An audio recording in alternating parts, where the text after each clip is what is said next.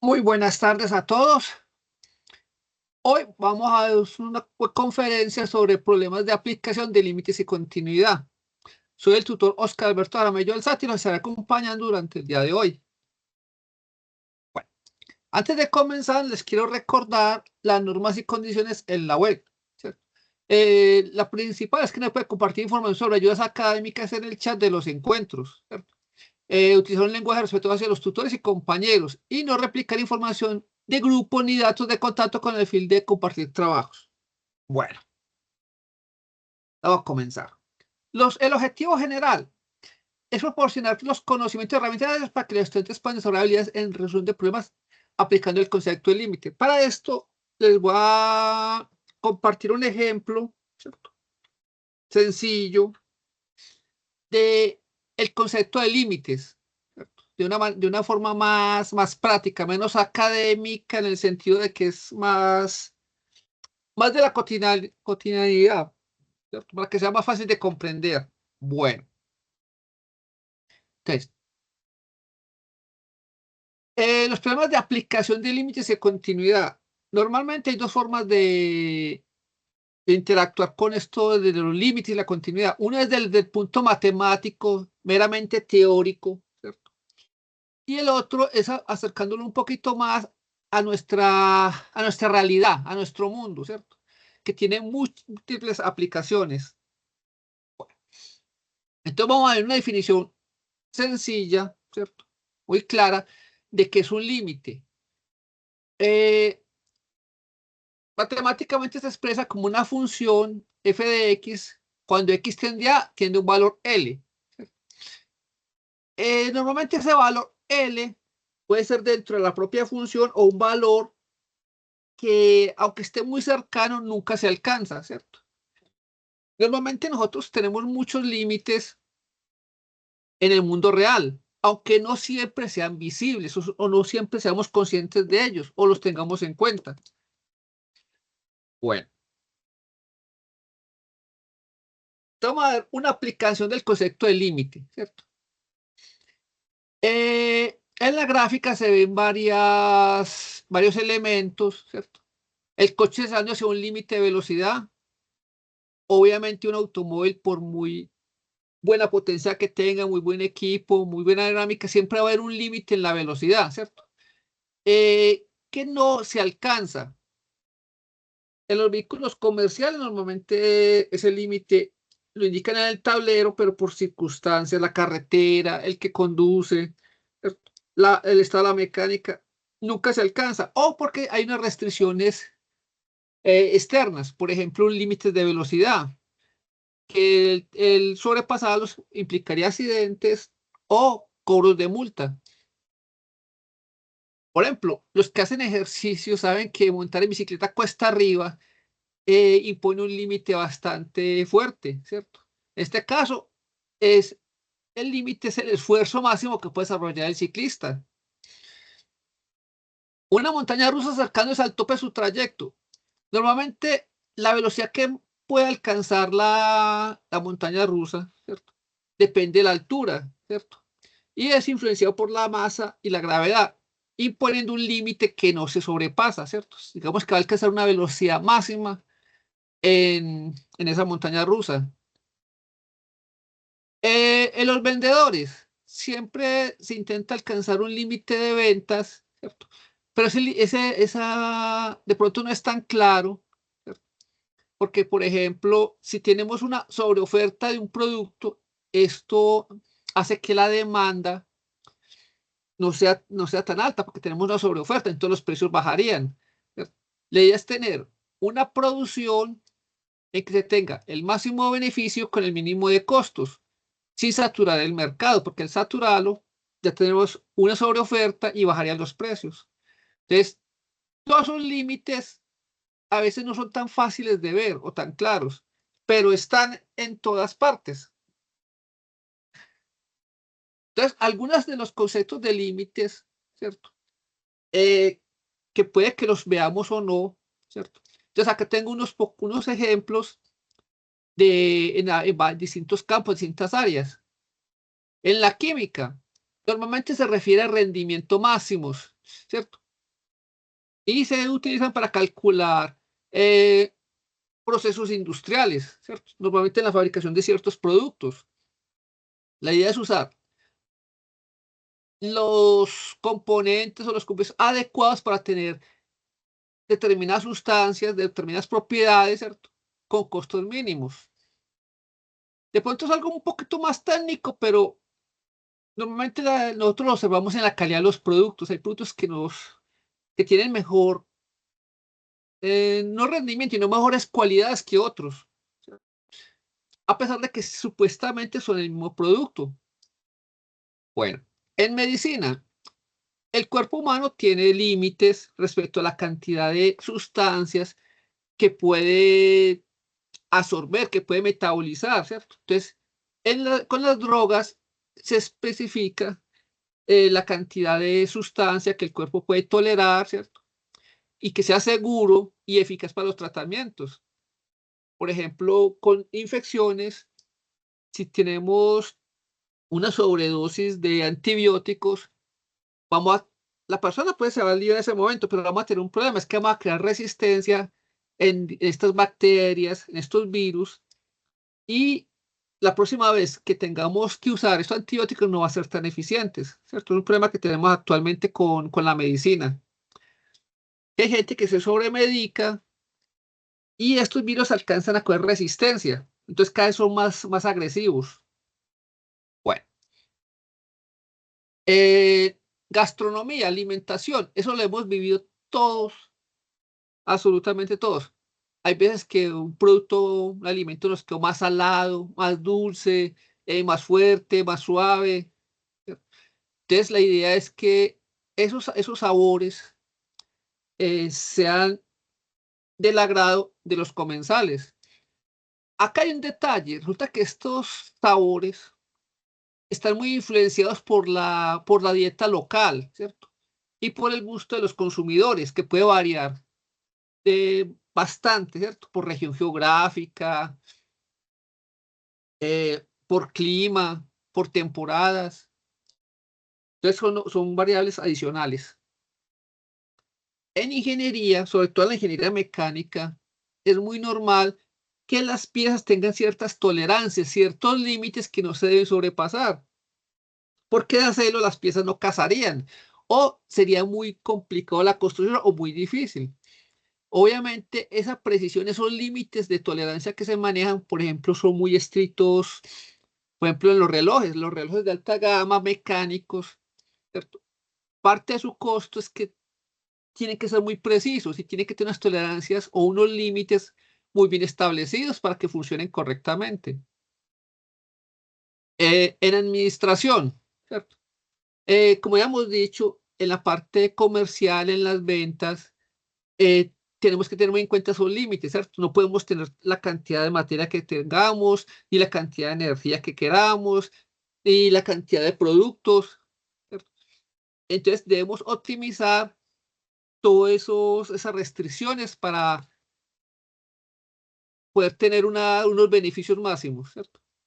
Eh, Producción limpia. Hoy en día pues, desde hace bastante tiempo nos hemos dado cuenta que muchas industrias generan tóxicos y desechos que son peligrosos para la salud y para el ambiente. Entonces, hay que establecer límites. Aunque se puedan producir, se han establecido unos límites legales, ¿cierto? Ambientales, de desarrollo, para minimizar esos daños. Entonces, esa producción limpia lo que pretende es se inicia esos límites. Bueno, le vamos a poner un ejemplo, ¿cierto? De cómo es el desarrollo del concepto de límite. Este es un ejemplo muy sencillo que todos lo hemos vivido, ¿cierto? Todos lo tenemos, y es al preparar un café. Nosotros adicionamos azúcar para aumentar su dulzura, porque recuerden que el café normalmente es relativamente amargo. Obviamente hay gente que le gusta más amargo, otra gente que lo prefiere más dulce. Eh, entonces acá el límite es ese nivel de dulzura, suponiendo que 0 es no dulce, ¿cierto? Y digamos que un valor de 10 es la dulzura máxima, ¿cierto? Lo más dulce que podemos encontrar en un café. Ahora, ¿Le podemos agregar la cantidad que queramos de azúcar? No, porque va a llegar a un punto en que esa adición de azúcar va a volver ese café cada vez más dulce, pero después de que agregamos cierto nivel de azúcar, digamos que ya no sentimos la dulzura, ya no sigue aumentando. Digamos que llega a un tope, a un límite. Bueno, ese límite, ¿cierto? Obviamente depende de la concentración del café, de si es más amargo, más dulce, el propio café, la cantidad de azúcar, la temperatura, ¿cierto? La cantidad de líquido que tengamos. Entonces, son cositas que están involucradas en la determinación de ese límite, ¿cierto?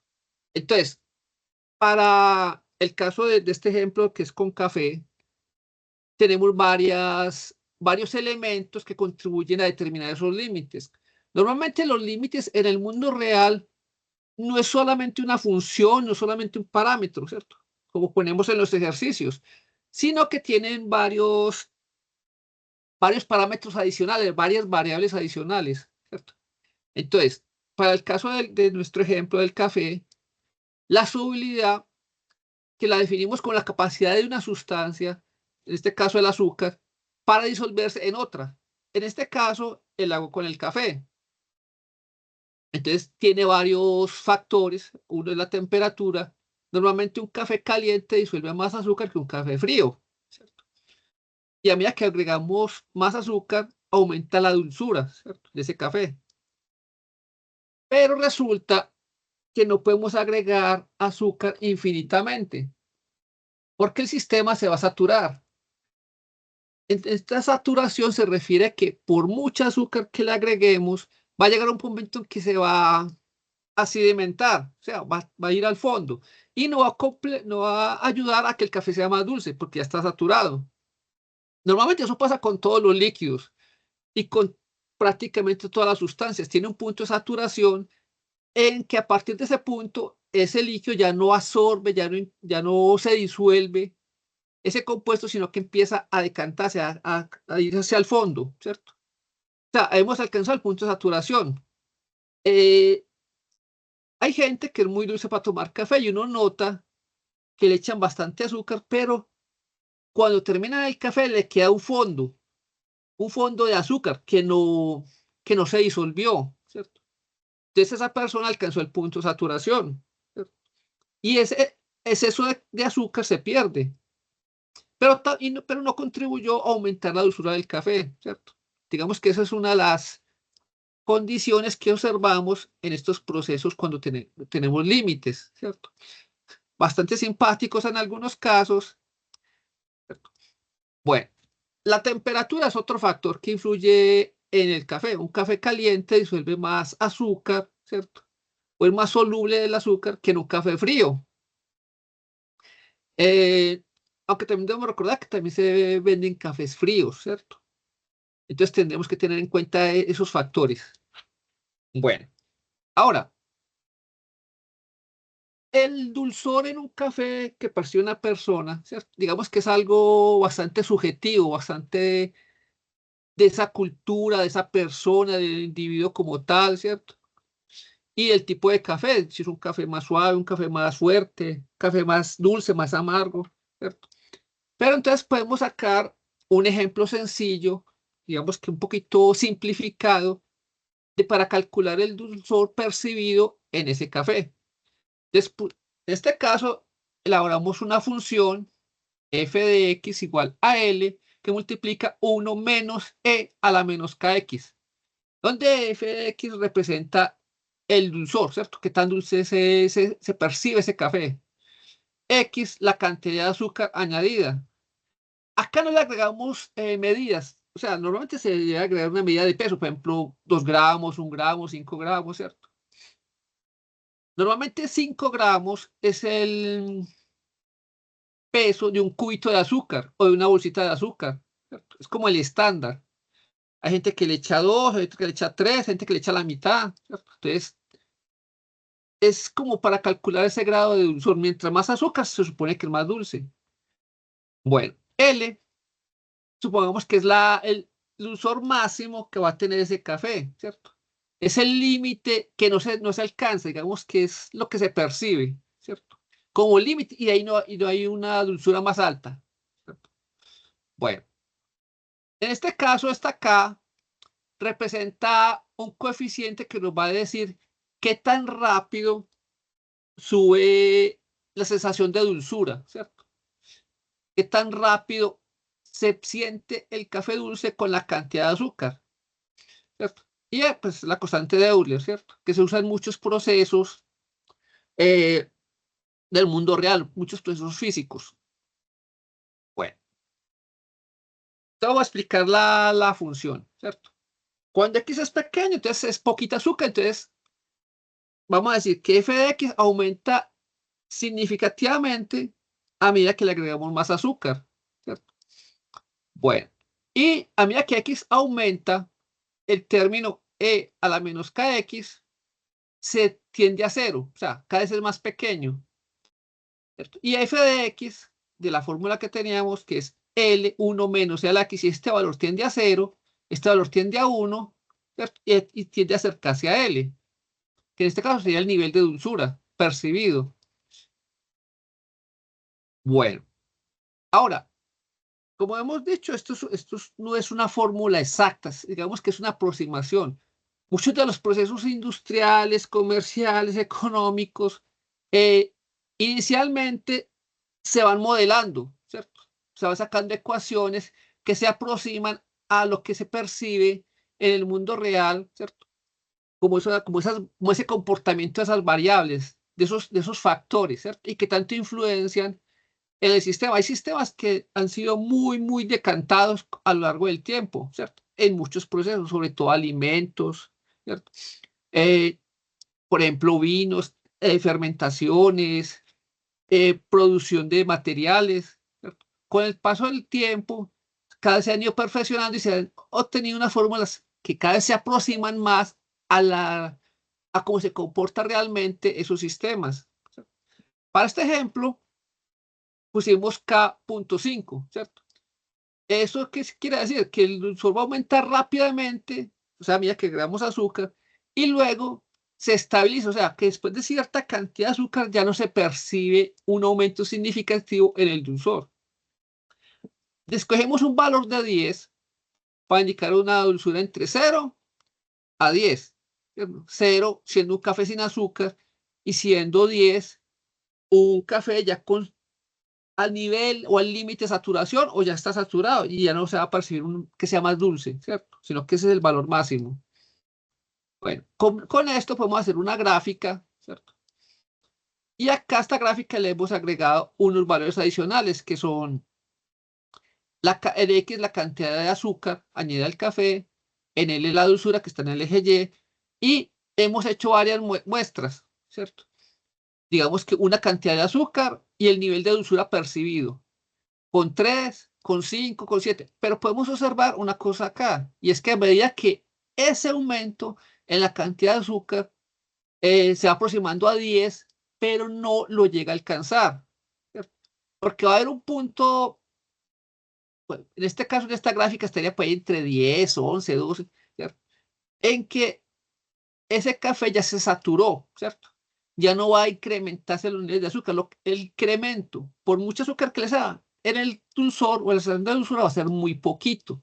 Entonces ese café no va a agregar más dulzuras. Lo que incrementa es un valor muy pequeño. Por ejemplo, con el café y con ciertos productos como quesos, vinos, ¿cierto? Normalmente se hacen catas en las empresas, pero dependen de factores humanos, ¿cierto? Personas que se especializan en los sabores y los olores de la comida, ¿cierto? Eh, Normalmente esto se aprecia mucho en cierto tipo de productos, digámoslo premium, ¿cierto? Que dependen mucho del factor humano.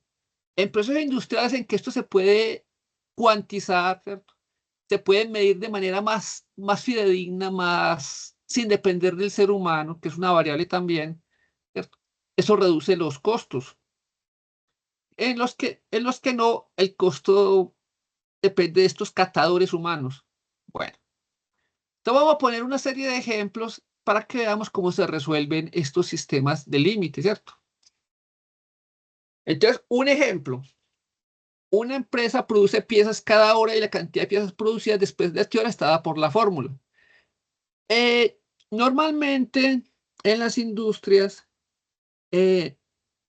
mientras mayor sea la cantidad de producto producido, ¿cierto? El costo de producir ese producto baja, pero después de cierto límite, sea la capacidad de la empresa o sea los costos, ya no es rentable. O sea, después de cierta cantidad de productos, producir más hace que ese costo de producir esa cantidad más vuelva y suba. ¿Cierto? O que los beneficios obtenidos por producir esas cantidades mayores disminuyan. Entonces, para nuestro ejemplo, nos dice que P de T es 100T sobre T cuadrado más 1, donde T es el tiempo en horas. Entonces, nos preguntan a qué valor se acerca P de T cuando las horas son muy grandes, o sea, cuando tiende a infinito, o sea, ha pasado mucho tiempo. Bueno, y nos pregunta que si es válida en todo momento, ¿cierto? Ya vamos a explicar si es válida o no. Entonces, lo primero, vamos a evaluar el límite de esta función cuando t tiende a infinito, o sea, cuando ha pasado mucho, mucho tiempo, ¿cierto? Entonces, uno de los métodos para simplificar es dividir, ¿cierto? Por la potencia que tengamos en el numerador, ¿cierto? Y el denominador. En este caso vamos a dividir por t. Entonces, 100t dividido t nos va a dar 100 y t cuadrado más 1 nos va a dar t más 1 sobre t. Como t tiende a infinito, 1 sobre t tiende a 0. Entonces nos va a quedar que es 100 sobre t. Pero como t también tiende a infinito, nos va a dar 0. Eso quiere decir que a medida que el tiempo pase, ¿cierto? Ese valor se va a acercar a 0. O sea que la producción por hora se vuelve insignificante cuando pasa mucho tiempo. Dependiendo del tipo de producto o lo que se quiera hacer, esto puede ser bueno o malo, ¿cierto? Depende mucho de la industria. Porque no solo es matemáticas, hay que saber eh, cuál es la tendencia. Muchachos, recuerden que tienen alguna pregunta, la pueden hacer porque no los estoy viendo, ¿cierto? Bueno. Nos pregunta que si la fórmula, ¿cierto? Pues en este caso la declaración que tenemos es válida en todo momento. Es válida si no hay descontinuidades, si es una función continua. Nosotros evaluamos t para cualquier valor mayor o igual que 0. En este caso hay una restricción adicional, porque los valores negativos también cumplirían, pero es que no daría. O sea, si yo no puedo tener producir menos un valor de tanto producto, no tiene sentido, ¿cierto? Y el tiempo siempre es positivo, o sea, siempre corre hacia adelante. Entonces tenemos que tener eso en cuenta. Ahora, evaluando para cualquier valor de t, como el t mayor o igual que 0, esto nunca va a tener unas asíntotas o una discontinuidad. Entonces podemos decir que la función es continua, entonces no presenta salto ni interrupción en su comportamiento, ¿cierto? O sea, es una función continua. Bueno, en GeoGebra, al graficarla, vamos a observar que tenemos unos picos, ¿cierto? Y en el mundo real, este valor por debajo de 0, o sea, t tiempo negativo, no lo tendríamos en cuenta, tendríamos solo esta parte, la parte positiva, ¿cierto? Y a medida que la cantidad de horas aumenta, resulta que las piezas disminuyen. Esta función probablemente tenga asociado también costos. Entonces diría que la cantidad óptima de producción estaría alrededor de 1 hora, ¿cierto? A partir de ahí, esa cantidad de piezas disminuye, o sea que no justifica tener una máquina trabajando todo el tiempo, sino que es en lotes. En este caso serían lotes de producción máxima de 1 hora, que sería lo más eficiente. Mayores cantidades empieza a disminuir la producción. Bueno, otro ejemplo. La temperatura en un horno al encenderlo se describe por T de tiempo igual a 150 menos 100 E a la menos 0.05 T.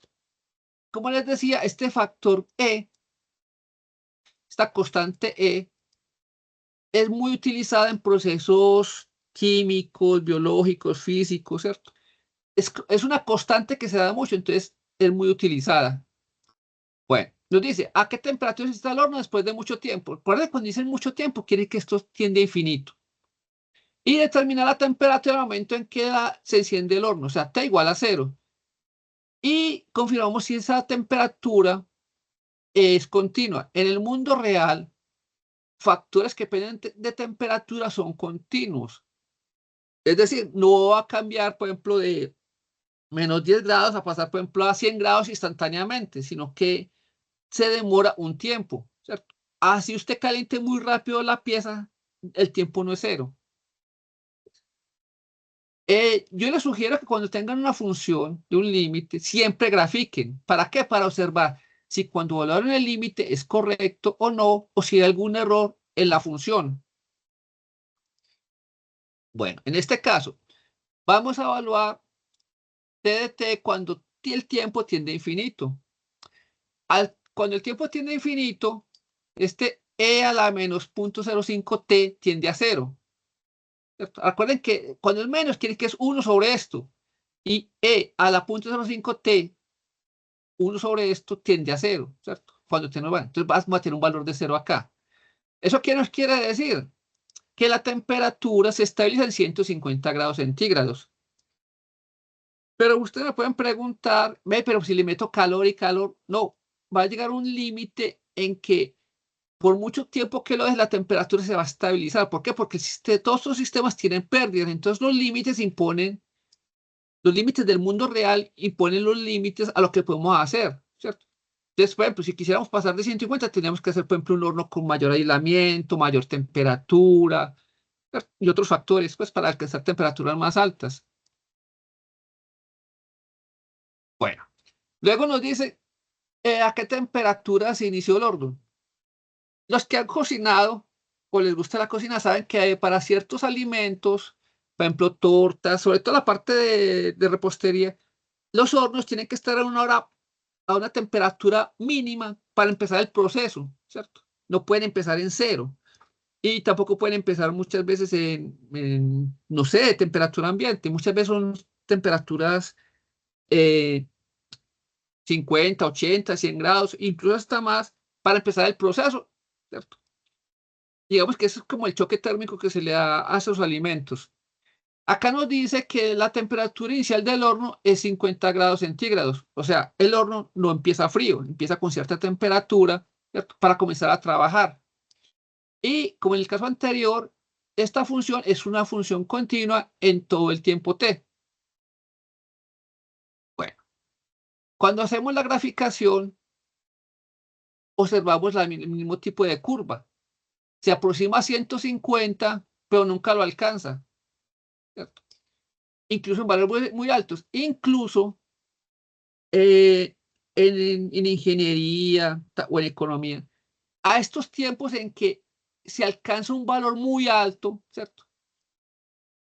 Se les pone una constante y dice, no, no, yo no necesito que calcule 10, 100, 200 horas, no, sino que a partir de cierto valor yo asumo que se alcanzó ese valor. Aunque obviamente no es cierto, pero en la práctica se utiliza, ¿cierto? Si yo sé que a los 120 minutos se alcanzó la temperatura, pues, y que los cambios por mucho tiempo que lo deje van a ser ínfimos, pues no, lo dejo hasta ahí, ¿cierto? Por ejemplo, en las cerámicas, después de que cierta temperatura se deja un tiempo, ¿cierto? A que el material, digamos, que se procese y luego se apaga y deja que se enfríe normalmente. Obviamente los cambios de temperatura fuertes pueden dañar las piezas, ¿cierto? Si usted tiene una jarra de vidrio y la tiene con algo caliente, por ejemplo, una jarra de una licuadora, y luego la mete agua fría, ese cambio brusco de temperatura la va a reventar, lo va a dañar. Porque el material no es que sea malo, sino que es que no aguanta esas tensiones en los cambios de temperatura. Entonces, el concepto de límite nos permite determinar qué se puede hacer o no en el mundo real, ¿cierto? Y se sabe que, por ejemplo, para pasar de temperaturas altas a temperaturas bajas, hay que dejarle un tiempo, ¿cierto? O hacer que esa temperatura descienda lentamente para que la pieza o el componente no se dañe. Bueno, El costo de fabricar un artículo en función de la cantidad producida está dado por cantidad de producto 50 más 5Q, ¿cierto? Menos 0.01 Q cuadrado. Recuerden que todos estos procesos son simplificaciones, ¿cierto? Incluso el mundo real son mucho más complejas y tiene más variables, ¿cierto?, que afectan esas producciones. Pero normalmente los costos de producción tienen unos topes. Cuando la cantidad de artículos sobrepasa esos topes, los costos se disparan, ¿cierto? O sea, ya no es eficiente producir, ¿cierto? Más cantidad o menos cantidad. Normalmente, cuando se produce una sola pieza, 2 o 3, es muy costoso. Pero si produzco 100, ese costo empieza a disminuir. Obviamente, acá normalmente estas fórmulas que aparecen así, normalmente son de reducciones, simplificaciones, porque tenemos que tener la cantidad de material, la cantidad de obrero, la cantidad de máquinas, ¿cierto? Pero son bastante útiles para uno tener una idea de esos procesos. Entonces, acá nos dicen que si producir 100 artículos y si ese resultado es razonable, ¿cierto? Por ejemplo, si yo estoy produciendo 100 artículos, yo espero que los costos nunca sean negativos. No tendría sentido que yo produzca algo y me cueste nada, o sea, que tenga una ganancia por producir algo. Es decir, no estoy consumiendo energía, ni recursos, ni dinero, pues no tiene lógica. Bueno, analizar si hay algún problema con el costo por cantidades pequeñas o grandes de artículos, ¿cierto? Y cómo afecta esto la continuidad de la función. Esta función, vemos que tiene un Q cuadrado. En términos podemos decir que esta función es continua en todo el intervalo, es una función cuadrática, ¿cierto? Obviamente este valor pequeño en algún momento va a hacer que cambie, ¿cierto? Obviamente cuando esto valga 0 va a ser 50 el valor, ¿cierto? Pero mira que este Q de cantidad de artículos empieza a aumentar, este valor empieza a crecer, ¿cierto? Va a llegar un momento en que este va a ser un valor mucho más grande que este, ¿cierto? Porque este es un valor lineal, mientras que es un crecimiento cuadrático. Bueno, entonces lo primero que nos dice, evaluar cuando es 100. Sencillo, reemplazamos Q por 100 y vemos cuánto nos dio. En este caso nos dio 450. Según esto, es el costo total de producir 100 artículos, es 450. Sí, es razonable, porque esta variable que tenemos acá, asumimos que es un costo fijo. ¿Cuáles son los costos fijos? Energía, servicios, nómina, trabajo. Es un costo que no se puede quitar, ¿cierto? Y luego tenemos una cantidad de 5 por artículo, por cada artículo, ¿cierto? Y una penalización, en este caso, digamos que a medida que aumente este costo, esta cantidad de elementos, este costo va a disminuir, o sea, se lo va a restar. Entonces, digamos que es una ganancia por producir cantidad. Lo ideal es graficar siempre estas funciones para ver cuáles son las tendencias. Y cuando lo evaluemos, verificar si son correctas o no. Bueno, ahora decimos que no analicemos por cantidades pequeñas, ¿cierto? ¿Cuál es la cantidad pequeña? 0. Es una cantidad pequeña. Y valores grandes es cuando tiende a infinito, ¿cierto? Obviamente, el costo va a crecer y luego va a disminuir después de cierto punto. En el mundo real, a veces las funciones están, para que sean, digamos, lo que realistas, compatibles, tienen unos límites, unos en el dominio, ¿cierto? O sea, por ejemplo, el tiempo es mayor que 0, pero no puede ser infinito. No tenemos tiempo infinito, ¿cierto? Tiene que haber un periodo de producción. Entonces, en el mundo real tenemos que tener en cuenta esos valores, que estas funciones son acotadas, tienen rangos de operación. A partir de ciertos valores, digamos que ya no concuerdan con lo que se experimenta en el mundo real, ¿cierto? Entonces, cuando graficamos, acá vemos que nuestra producción óptima, ¿cierto?, sería para 250 productos. Tendríamos el costo más alto, ¿cierto? O sea, no es 0. Mire que no arrancamos en 0, ¿cierto? Porque tiene un costo mínimo de producción. A partir de este valor, producir más artículos el costo disminuye. No tiene sentido. Normalmente esta función debería ser solo hasta acá, hasta 250, porque producir más, de pronto pueda tener sentido hasta cierta parte, ¿cierto? Un tope por acá, no sé, 400, 450. A partir de ahí ya no tiene sentido. ¿Por qué? Porque ya los costos estarían bajando. O sea, si yo tuviera 600 productos, el costo sería negativo, o sea, tendría ganancia. No tiene lógica, ¿cierto? Y que el costo sea cero tampoco tiene lógica, porque estaría por debajo del costo mínimo de producción, ¿cierto? Ese costo fijo. Entonces no tendría sentido. Pero digamos que muchas veces estas fórmulas son aproximaciones acotando ciertos valores. En este caso sería por encima de cero y no sé, un valor por acá en 400, 450. A partir de allá ya no se cumple. Tendría que tener una fórmula más compleja. Bueno, mire que muchos de estos problemas son tomados del mundo real, del mundo físico, ¿cierto? Obviamente son simplificaciones. Un tanque de agua se llena y la altura del agua está descrita por h de t igual a 10 menos 8e a la menos 0.1t, donde t es el tiempo en horas. Otra vez tenemos nuestra constante de Euler, ¿cierto? Que normalmente la tenemos asociada con procesos físicos, químicos, ¿cierto? Del mundo real. Nos dice, cuando pase mucho tiempo, por ejemplo, hay muchos procesos de tanques que cuando se empiezan a llenar, la válvula o el dispositivo que controla el nivel de agua empieza a cerrarse, pues la entrada de agua empieza a cerrarse hasta que llega un punto en que ya no le entra más agua, o sea, ya alcanzó el tope máximo, ¿cierto? Si fuera un tanque cerrado, pues lo que haría es alcanzar una presión, ¿cierto? Y si es un tanque abierto, digamos que alcanza un nivel. Si se pasara de ese nivel, se desbordaría, ¿cierto? Y puede ser incluso no solamente un tanque, en una represa. Si una represa no tiene un desborde, no tiene un límite que no se pueda sobrepasar, podría ser peligroso. Bueno, y nos preguntan si es continua.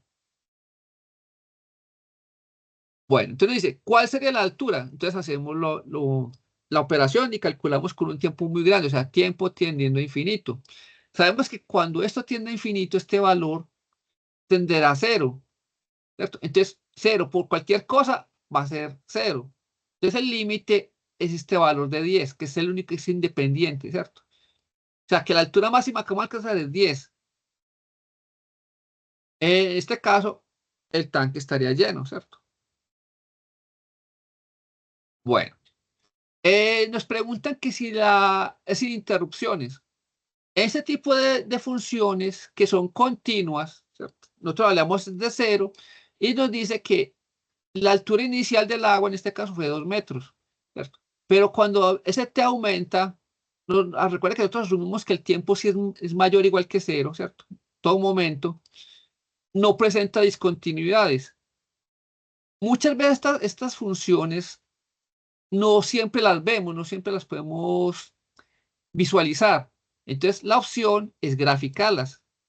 Y miren que todos son procesos muy, muy, muy parecidos, ¿cierto? Tienen el mismo tipo de curva. Lo que pasa es que cambian los factores que hacen que esa curva... O sea, yo esto lo puedo simplificar y poner que es 2 que multiplica a un valor, ¿cierto? Por ejemplo, 5 menos 4, pues como para redondear, ¿cierto? Y poner el valor mínimo acá de donde se empezó. Pero son todos muy similares. Obviamente hay funciones que son mucho más complejas, ¿cierto? Por ejemplo, en las partes químicas, muchas veces las concentraciones de valores presentan asíntotas en ciertos valores, ¿cierto? Que van subiendo, un momento se estabilizan y luego se disparan otra vez, ¿cierto? Presentan unas discontinuidades aparentes, ¿cierto? En que un pequeño cambio en una de las variables hace que la otra tenga un cambio muy grande en su valor de retorno. Bueno, eh, acá hay una gráfica, digamos, interesante, y es que nos dan una ecuación de velocidad, ¿cierto? Digamos que es una función cuadrática, ¿cierto? Y nos dicen que el tiempo es mayor que cero, ¿cierto? Pero acá hay un menos uno, o sea que vamos a tener un menos uno en algún momento. Velocidad de -1, ¿qué significaría? No que es una magnitud menos, sino que va en el sentido contrario. Acá hay que agregar ese concepto adicional. Velocidad positiva, supongamos que va hacia la derecha. Velocidad negativa es porque va hacia la izquierda. Por ejemplo, un automóvil que entra a un parqueadero, entra con una velocidad inicial, ¿cierto? Luego retrocede, digamos que sería una velocidad negativa, ¿cierto? Y luego cuando se va, sería otra vez positiva. Bueno, hacemos lo mismo, hacemos la evaluación, ¿cierto? Acá hay un detalle, cuando t tiende a 1, tenemos una indeterminación, ¿cierto? 0 sobre 0. Si yo grafico, probablemente esa indeterminación se elimine. ¿Qué hacemos? Una de las formas es factorizar, ¿cierto? ¿Para qué? Para eliminar ese valor. Entonces, cuando hacemos la factorización de esa función, nos damos cuenta que t-1 se puede cancelar con este t-1 y nos queda que es 3t-2. Esto es una ecuación de una línea recta. Entonces, la velocidad va a tener gráficamente la representación de una línea recta, porque toda esta función se puede reemplazar por esta. Luego nos piden que la evaluemos, obviamente como ya la reemplazamos, ¿cierto? Sustituimos t por 1, lo reemplazamos en la ecuación y nos da el valor. Cuando graficamos, adelantarme un poquito acá, cuando graficamos, vemos que hay una velocidad que es negativa. Podría ser que el carro en este momento esté retrocediendo, aumentando la velocidad, ¿cierto? Llega a un punto y luego, cuando el tiempo acelera, digamos que está en avance, ¿cierto? Avanzando el vehículo. Entonces, muchas veces estas gráficas habría que saber interpretarlas, porque velocidad negativa como tal en el mundo real lo podemos interpretar como que va en el otro sentido, ¿cierto? Está retrocediendo. Y velocidad positiva es que está avanzando. Bueno, concentración de medicamento en la sangre. Muchas de estas fórmulas se han determinado empíricamente, ¿cierto? Con estudios de mucho tiempo de cómo reaccionan las personas a ciertas drogas, ciertas concentraciones de sustancia. Y son procesos que todavía se hacen. ¿Por qué? Porque no tenemos fórmulas que nos digan cómo funciona exactamente. No, es que esta fórmula me sirve para todas las personas. No, normalmente no funciona así. Entonces toca hacer pruebas clínicas, pruebas experimentales, ¿cierto? Obviamente muy controladas para realizar estas pruebas. Por ejemplo, hay drogas que se han diseñado para cumplir cierta función, pero no funcionaron. Pero se encontró que tenían otros usos. Por ejemplo, la droga esta del Viagra se utilizó en principio para tratar problemas de circulación, problemas sanguíneos, pero se dieron cuenta en los estudios que no funcionaba para eso, o sea, no era una droga que ayudara a controlar ese problema, pero en las pruebas con los pacientes, pues con los voluntarios, se dieron cuenta de que tenía otros efectos, ¿cierto? Que no se tuvieron en cuenta cuando se diseñó la droga, no se sabía, ¿cierto? Y es una droga que no sirvió para una cosa, pero sirvió para la otra, ¿cierto? Es un avance en ese sentido. Muchos de los descubrimientos han sido cosas aleatorias, pues que no se tenían en cuenta, ¿cierto? En ese momento. Por ejemplo, la vulcanización del caucho fue accidental. La dinamita también fue algo accidental, ¿cierto? Obviamente causó un desastre, pero encontraron que se podía estabilizar. Bueno, acá me les quiero adelantar un poquito, me voy a ir al último ejercicio, porque es el ejercicio que nos están presentando en la rúbrica de evaluación, ¿cierto? En los anexos. Entonces me voy a adelantar acá un poquito. Ustedes observarán que todos esos ejercicios son del mismo estilo, ¿cierto? Son funciones que se aproximan a un límite y se evalúan, ¿cierto? Obviamente puede ser positivo o negativo, ¿cierto? Este ejercicio, eh, vamos a encontrar los límites, pero acá nos adiciona un problema adicional y es que tiene unas variables A, B, ¿cierto? que son unos constantes que debemos determinar, ¿cierto? Obviamente, si esto es un horno y está trabajando con temperatura, lo lógico es que no haya cambios bruscos de temperatura, ¿cierto? Incluso aunque no haya cambios bruscos, estos es una función continua, ¿cierto? Debe ser una función que para todo t no tenga discontinuidades, porque la temperatura no cambia instantáneamente. Ah, no, es que en este momento la tengo en 20 y a los, no sé, 3 nanosegundos la tengo en 200. Eso no pasa, ¿cierto? No hay esos cambios bruscos. Entonces, acá lo que se pide es la igualación. Esto es lo que les va a hacer el ChatGPT o ChatGPT cuando hacen la pregunta. Entonces vamos a adelantarnos a ese noveno y luego nos devolvemos. Bueno, en la resolución del ejercicio con ChatGPT, ¿cierto? Y GeoGebra, nos piden que vamos a decir al sistema que nos cree una función tal que, en este ejemplo, cuando x tienda a menos 2 por la izquierda, el límite sea menos 2 tercios, que cuando x tienda a menos 2 por la derecha, el límite sea 4, y que cuando tienda a 3 por la izquierda sea 3 medios, y cuando tienda a 3 por la derecha, el límite sea menos 7 medios.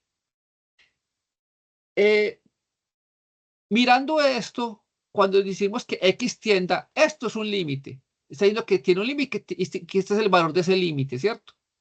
Y que se aproxima por la izquierda o por la derecha. Y tenemos dos puntos de evaluación, ¿cierto? Que es donde la función cambia. Tenemos que es menos 2 y que es 3. Ahora, nos dicen por la izquierda, por la derecha, por la izquierda, por la derecha. Evaluando esto, nosotros podemos asumir que vamos a tener una función a trozos de 3 partes, ¿cierto? Y eso es lo que nosotros vamos a evaluar. Ahora, esto es lo que le vamos a preguntar a ChatGPT. Resulta que ChatGPT tiene un detalle, y es que él, a pesar de que entiende matemáticas, no la entiende así. Si yo le escribo esta flechita, este menos, porque recuerda que el prompt, donde nosotros escribimos, la terminal donde escribimos en ChatGPT, es texto, ¿cierto? Nosotros no podemos escribirle como si fuera un documento de Word. En este caso es bastante sencillo.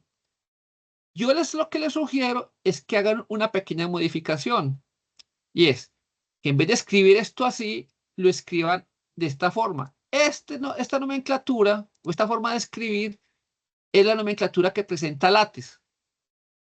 X es X. Esta flechita es tú, es esta de acá, ¿cierto?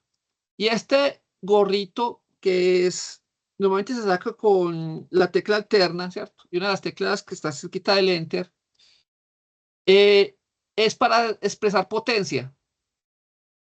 Y esta llavecita me va a decir que es esta potencia, lo que sea. Acá le pude haber omitido estas llaves para limitar esa potencia, porque como solo es un signo, ¿cierto? ¿Esto qué va a hacer? Que cuando usted le pase esta forma de escritura a ChatGPT, él lo interprete así, lo interprete correctamente, ¿cierto? Si nos ponemos a tratar de escribir matemática como si lo estuviéramos hablando, ChatGPT va a presentar la posibilidad de que se confunda. En este caso, la función es muy sencilla, o sea, esta flechita la puedo reemplazar con palabras. Cuando x tienda a menos 2 por la izquierda, ¿cierto? Y estaría correcto. Cuando x tienda a menos 2 por la derecha. Cuando x tienda a 3 por la izquierda, cuando x tienda a 3 por la derecha, ¿cierto? Y él lo entendería de esa manera, escribiéndolo así. Si lo escribimos así con flechito, tratamos de escribirla, él se va a enredar, ¿cierto? Porque esa interpretación que hace ChatGPT de las matemáticas es muy buena, pero cuando usted se la sabe expresar, cuando usted se la sabe decir, ¿cierto? Este es un ejemplo muy sencillo y normalmente no les va a poner problema.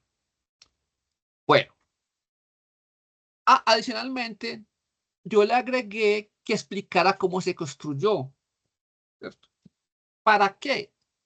Para que él me explique cómo fue que lo hizo y yo poder entender qué es lo que está haciendo, ¿cierto? Para poder contestar las preguntas que me hacen a mí en el problema. Entonces, lo primero que yo hago cuando él construye la función, ¿cierto? Me está diciendo que hay unos límites, ¿cierto? Cuando cuando tiende a menos 2 por la izquierda, cuando tiende a menos 2 por la derecha, a 3 por la izquierda y 3 por la derecha. Listo. Él nos entregó esta función. Esto es lo que él originalmente pensó, ¿cierto? AX más B, cuando X sea menor que menos 2. A CX más D, cuando X sea mayor que menos 2 y X sea menor que 3. O sea, digamos que es la función intermedia. Cuando X más G, X sea mayor que 3.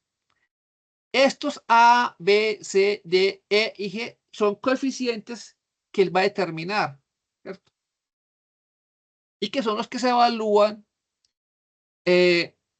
para calcular esas funciones. Esta primera y esta segunda tienen una particularidad. Yo le pude haber quitado a X más B y decir que simplemente era menos 2. Una línea recta que va hasta ese punto, ¿cierto? Y lo mismo para X mayor que 3. Como yo sé qué valor tiene que alcanzar acá, ¿cierto? La primera tiene que alcanzar menos 2 tercios. Entonces, este AX más B lo reemplazaría por menos 2 tercios y ya tendría que para cualquier X menor que menos 2 valdría 2 tercios. Y lo mismo haríamos para X mayor que 3. Valdría menos 7 medios, otra línea recta, ¿cierto? Es una simplificación bastante sencilla. El detalle es que CX más D tiene que valer, cuando valga 2, tiene que valer 4 y cuando valga 3, tiene que valer 3 medios. Haciendo una evaluación, digamos, rápida, ¿qué función me cumpliría estas dos condiciones y que sea fácil? Una línea recta, que pase por 4 y que pase por 3 medios. Que pase por 4 cuando vale menos 2 y que pase por 3 medios y que pase por 3 medios cuando vale 3.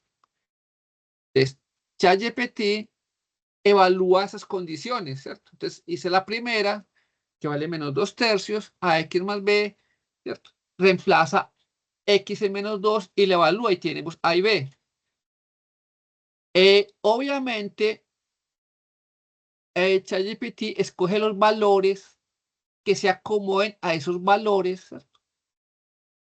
Si yo escojo B o escojo A, despejo y obtengo el valor, ¿cierto? Acá serían, digamos que asignados, él los escoge.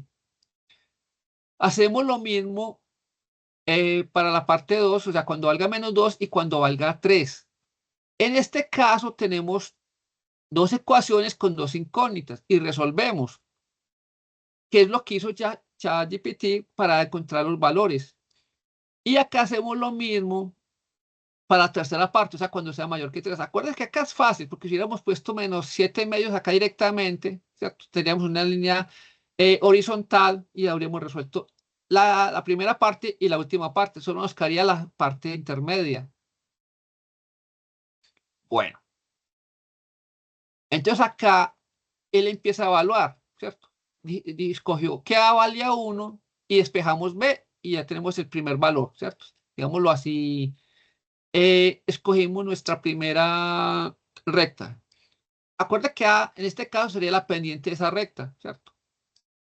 Bueno, luego hacemos lo mismo para la segunda, pero acá tenemos que tener en cuenta una cosa, y es que cuando verificamos, cuando tú le preguntas acá, él se da cuenta de que no le funcionó, ¿cierto? Que no satisface esta condición. Entonces escoge otro valor de C, ¿cierto? Para que le satisfaga la condición. O sea, cuando evaluamos acá arriba, me pasé, sí. Acá, cuando se evalúa esta condición, acuerde que estos valores usted los escoge, ¿cierto? Yo escogí un valor para A acá y para B, que fue la que despejé. Acá tengo que escoger un valor que sea para C y para D, ¿cierto? Que cumpla con la condición de que cuando valga menos 2 sea 4 y que cuando valga 3 sea 7, perdón, sea 3 medios, ¿cierto? Obviamente, como este valor de menos 2 tercios y 4 nos coinciden en el valor de 2, Acá sabemos que hay una descontinuidad y lo mismo para el valor cuando valga 3. Acá tenemos 3 medios, acá tenemos menos 7 medios. O sea, esta función es discontinua en los límites laterales, ¿cierto? Bueno, acá en ChatGPT él nos hizo la evaluación y nos encontró esta función, ¿cierto? Ahora, ¿qué es lo que nosotros debemos hacer una vez nos entregue la función? Y es que vamos a evaluar esos límites si se cumplen en menos 2, entre menos 2 y 3 y en 3. Y la vamos a graficar. Yo les recomiendo que grafiquen por partes, ¿cierto? ¿Por qué? Porque me permite ver las trayectorias completas de las funciones, ¿cierto? Y que cuando haga el if, solo evalúe en valores puntuales, ¿cierto? F de 1 de X es más corto de escribir que X más 4/3, ¿cierto? Y si hay algún error, que no, por ejemplo, en la F1, para no estar repitiendo, pues yo puedo usar F1 en varias partes, ¿cierto?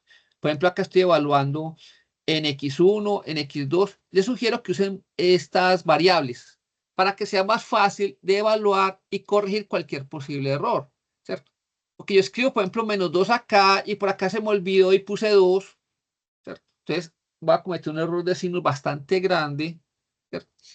Y no me voy a dar cuenta.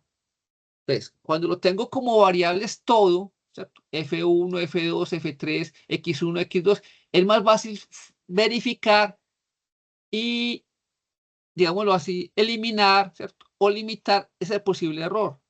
Entonces, asignamos F1, F2, F3, X1 y X2. Y evaluamos el if. Si X menor que, acá le puse X2, le pude haber puesto X1, ¿cierto? Por si lo tenía que modificar. Vale F1. Si entre menos 2 y 3 sería entre X1 menor que X y menor que X2. La ventaja que tendría es que si yo cambiara estos valores, automáticamente se me actualiza esto. Bueno, entonces empiezo a evaluar para F1 en X1, obviamente de la primera función, ¿cierto? O sea, esta primerita de acá, para valores menores que menos 2. Lo mismo va a ser para entre menos 2 y 3 y para valores mayores que 3. Y voy a determinar todos los puntos, ¿cierto? Una vez tengo estos límites, otra ventaja de hallarlo de esta forma es que cuando yo evalúo la función, ¿cierto? Como en este caso son continuas, GeoGebra a veces pone problemas para evaluar ciertos valores, ¿cierto? De cierto tipo de funciones.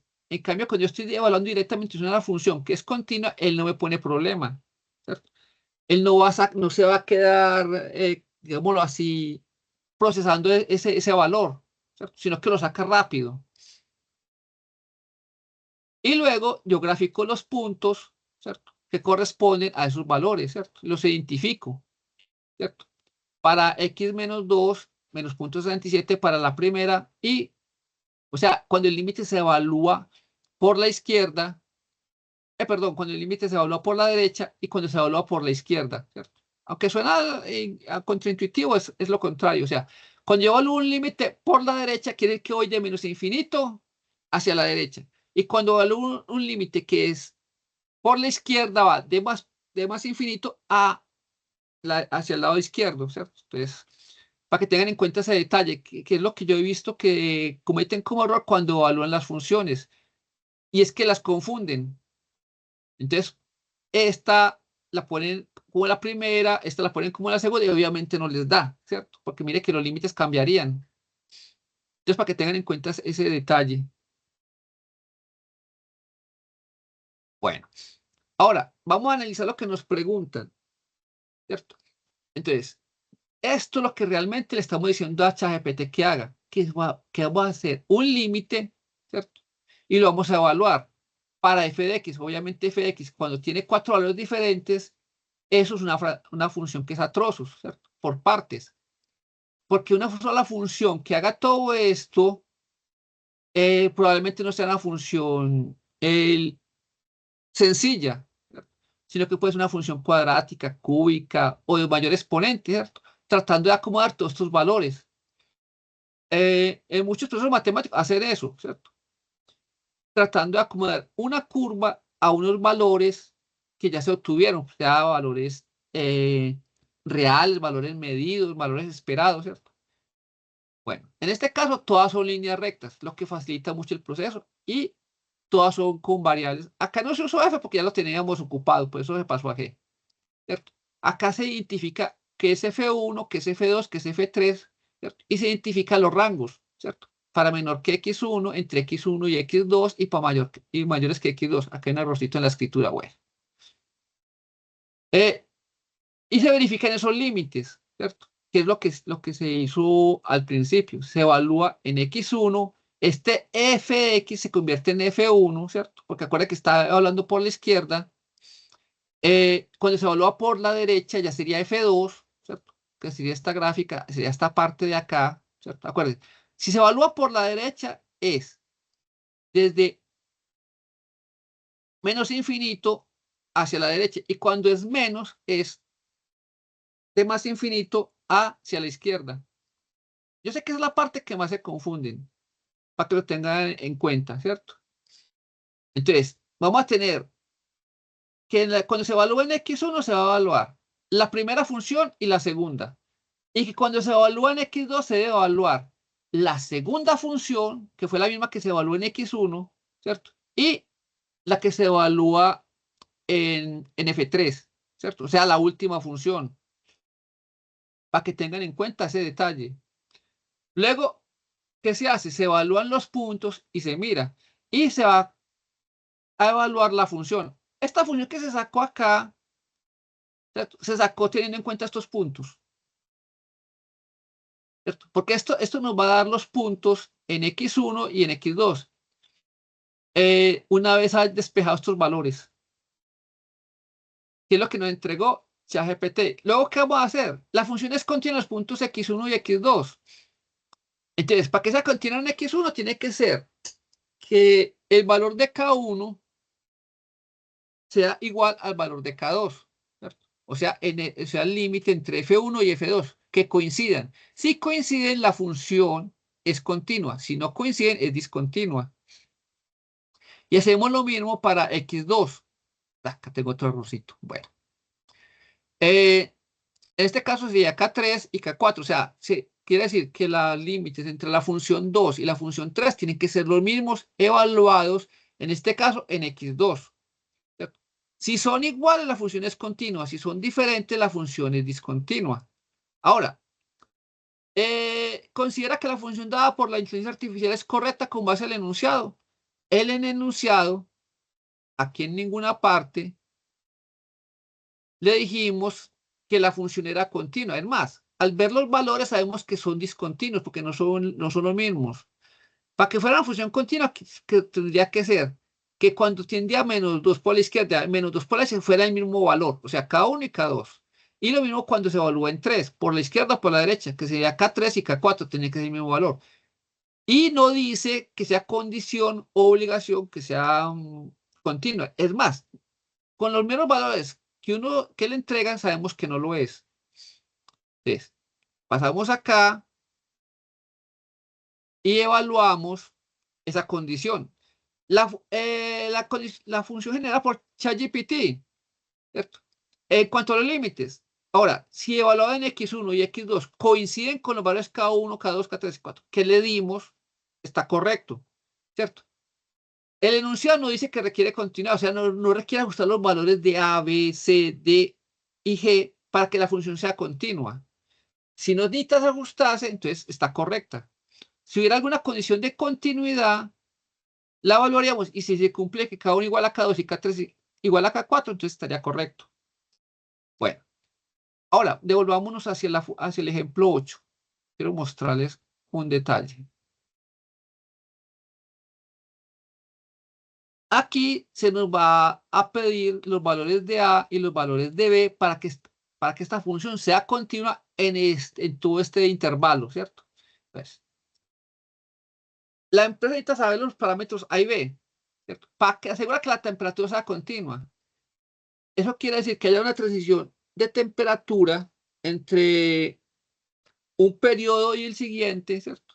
Para evitar, por ejemplo, que si es un vidrio, si es un material que se ve afectado por los cambios bruscos de temperatura, ¿cierto? Si es un cambio muy brusco, probablemente se raje, se quiebre, eh, quede con características no homogéneas. Entonces, y nos dicen que va a ser el T igual 1 y T3, ¿cierto? O sea, en este caso son los tiempos en que se va a hacer los cambios de función.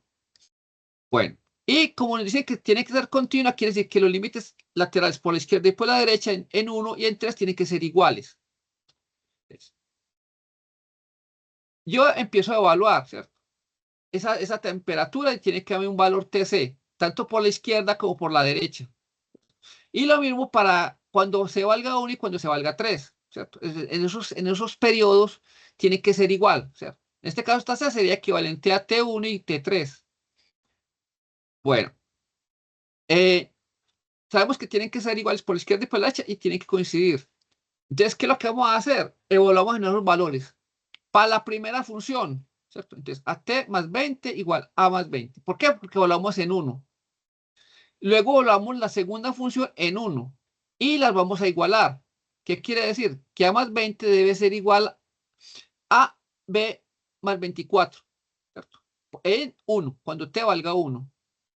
Y luego vamos a hacer lo mismo para cuando t, obviamente acá después de que lo igualamos podemos despejar, ¿cierto? Y simplificamos. Y resulta que a es igual a b más 4, ¿cierto? Obviamente después vamos a hallar los valores de a y los valores de b que coincidan con las de la segunda ecuación, porque esto sería un sistema de dos ecuaciones con dos incógnitas. Evaluamos cuando t vale 3, para este caso para la segunda función, y también vamos a evaluar para la tercera función, ¿cierto? Y nos da que es 3b más 16 y lo otro nos da que es un valor de 16, porque acá no tenemos ninguna constante adicional, o sea que 3b más 16 va a ser igual a 16. Cuando lo evaluemos, quiere decir que b en este caso vale 0, ¿cierto? Entonces, esos valores, como ya sabemos cuánto vale b, despejamos a y resulta que a vale 4. Y luego esos valores los reemplazamos en la función. Entonces acá digamos la función, mira que acá lo evalué también usando las propias herramientas de GeoGebra, ¿cierto? Para la ecuación 1 y ecuación 2. ¿Cuáles son la ecuación 1 y ecuación 2? T de 1 evalúa en 1 y igualamos a T2 evalúa en 1. Y la segunda ecuación nos corresponde a T sub 2 evaluado en 3 y T3 evaluada en 3, ¿cierto? Entonces tenemos dos ecuaciones y luego hallamos la solución. Reemplazamos, decimos que A es 4, B es 0, reemplazamos las ecuaciones, sacamos la función por tramos, ¿cierto? Y nos da que la función por tramos es esta roja, ¿cierto? Y como se ve, se empieza con un incremento en temperatura, luego empieza a bajarse lentamente con una curva y luego vuelve y se incrementa, ¿cierto? En muchos procesos toca hacer que estas funciones de temperatura sean lo más continuas posible, ¿cierto? Para que el proceso sea homogéneo y no haya ningún problema, ¿cierto? Por ejemplo, vidrios, cerámicas, drogas, químicos, tienen que tener estas condiciones. Eh, Acá siempre les sugiero que grafiquen las funciones por pedacitos, ¿cierto? ¿Para qué? Para que puedan ver, ¿cierto? Y luego cuando evaluamos en estos puntos, nosotros veamos que sí coinciden, ¿cierto? Que son coherentes con lo que tiene que ser función continua en x1 y en x3, ¿cierto? Bueno, eh, todas las anteriores ejercicios, ¿cierto? Eh, ven que tienen el mismo funcionamiento. Entonces, ¿tienen alguna duda, pregunta, inquietud que podamos solucionar en este momento? Los escucho.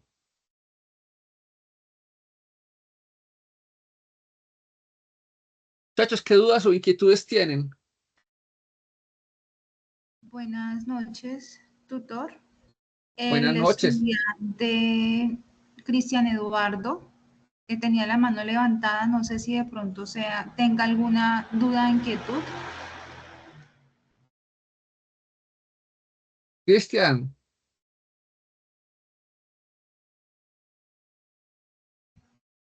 cuéntanos. Bueno, esto, por otra parte, los estudiantes en el chat estaban comentando si necesariamente tenían que usar ChatGPT para realizar este ejercicio de aplicación o podrían utilizar cualquier otra herramienta pues, de inteligencia artificial. Pues, a ver, en el ejercicio se dice que se debe usar GPT pues obligatoriamente, ¿cierto? Aunque en principio se podría usar otras inteligencias artificiales, por ejemplo Gemini o DeepSeek, que es la versión china. Pero yo he notado que estas inteligencias, a pesar de que son muy similares, presentan ciertas diferencias. Por ejemplo, Gemini es muy bueno para la parte textual, ¿cierto? Incluso habla como si fuera un humano, ¿cierto? Se expresa y tiene ciertas características. Pero en la parte matemática, digamos que no tiene tan buena calidad como tiene ChatGPT, ¿cierto? Digamos que en ese sentido es más malita, más tosca, ¿cierto? ChatGPT en la parte de expresión, digamos que es un poquito más parca, más simple, más académica, ¿cierto? Eh, Gemini es muy, digámoslo así, como si fuera una persona muy amigable, ¿cierto? No sé qué tan bueno sea esa característica o no. Y DeepSeek es muy parecida a ChatGPT, que es la versión china, ¿cierto? Pero digámoslo, aunque es la forma de interactuar con las dos es muy similar, eh, la versión china es en algunos aspectos un poquito mejor que la versión de ChatGPT. Y ChatGPT es, digamos, lo que mejor en otros aspectos, ¿cierto? Pero el ejercicio como tal se debe realizar en GPT, ChatGPT, porque eso fue lo que se pidió en el anexo. ¿Alguna otra inquietud, pregunta?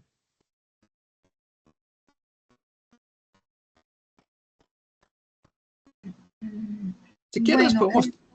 otra inquietud que pues que estaban comentando en el chat era que si podías explicar pues cómo se graficaba en sí el ejercicio.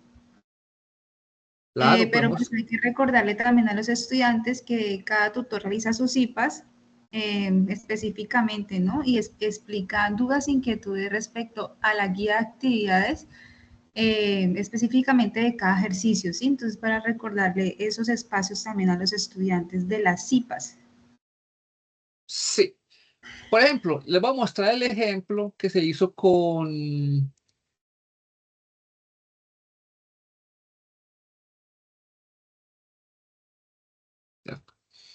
Eh, en este ejemplo, vamos a deshabilitar esto. Lo primero que yo hice, que este es el ejemplo que tenemos con el azúcar, ¿cierto? Acá con nuestro modelito de café, ¿cierto? Café dulce. Es que en este ejemplo se sacó una función. Obviamente, lo más probable es que esta función no sea así de simple, sino que tenga más parámetros, más variables, más condiciones, ¿cierto? Y que probablemente es algo más complejo, porque el sentido de gusto, ¿cierto? Sobre todo en alimentos, digamos que es algo complicado, ¿cierto? Y también es algo muy cultural. No es lo mismo el gusto que tenga un japonés o que tenga un asiático o un ruso o un africano o un latinoamericano, ¿cierto? Empezando porque la disponibilidad de productos, de especies, de formas de cocinar, de preparar alimentos puede variar significativamente, ¿cierto? Por ejemplo, dudo que un esquimal durante gran parte del año pueda comer vegetales, ¿cierto? Ellos tienen una dieta muy rica en carnes. Y respecto a las especies, a la forma de preparar la comida, por sus limitaciones geográficas, ¿cierto? Y su entorno, deben ser muy diferentes a la que nos presentamos, por ejemplo, acá en Latinoamérica, donde prácticamente tenemos todo tipo de alimentos todo el año. ¿Cierto? Bueno, entonces para que tengan en cuenta eso. Entonces, esta es la fórmula que vamos a usar, ¿cierto? Entonces, nos piden, en este caso, L, que sería una constante, que sea ese valor de dulzura máximo, ¿cierto? Hay que definirlo. Y este valor K, que sería la forma en que crece ese valor, ¿cierto? O que se aproxima, también lo definimos. Para este ejemplo, dijimos que K valía 0.5 y L valía 10. Y con esos valores los reemplazamos acá en la función, ¿cierto? Entonces dijimos L10 y K.5. Luego graficamos la función, ¿cierto? Listo, ahí la tenemos graficada. Detalles. Sería lógico que la dulzura fuera negativa, ¿cierto? Si tuviéramos en cuenta que esto no fuera dulzura, sino que también incluyera, por ejemplo, amargo o acidez, ¿cierto? Pero como solo es dulzura, ¿cierto? Y la dulzura debe ser algo que dijimos que íbamos a hablar entre 0 y 10, no tiene sentido que tenga la parte negativa, entonces acá se restringe un poco, ¿cierto? Se eliminó. Digo que si X es mayor que 0, o sea, si la cantidad de azúcar es 0, pues suponemos que la dulzura es 0, o sea, no tiene un valor de dulzura. Y agregamos